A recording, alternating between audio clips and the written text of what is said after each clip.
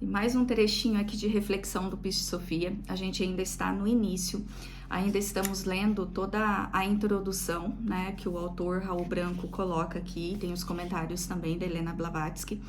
Mas nesse trecho tem uma coisa muito interessante que chamou a atenção da gente no estudo, no último estudo. E aí eu gostaria de compartilhar aqui com vocês.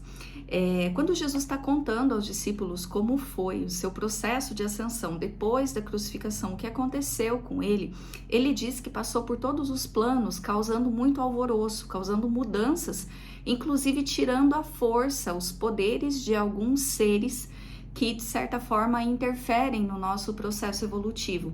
E aí depois Maria faz uma pergunta para ele mais para frente, mas eu vou falar dessa pergunta em um outro momento.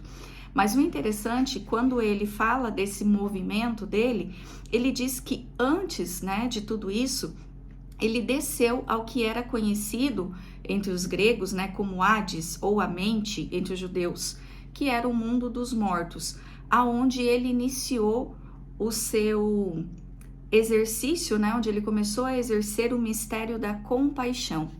E existe uma passagem dentro da doutrina espírita onde a gente estuda, uma forma poética, eu vou lembrar onde está o livro, a passagem exatamente, vou colocar aqui para vocês também, para que possam ler, talvez anexar aqui junto, porque eu tenho ela, onde Jesus conta, pelo menos nessa poética, conta que Jesus foi ao encontro de Judas naquele momento, porque ele tinha um amigo que estava em sofrimento. Judas, depois do acontecido com Jesus, ele entra num sentimento de culpa muito profundo e acaba tirando a própria vida.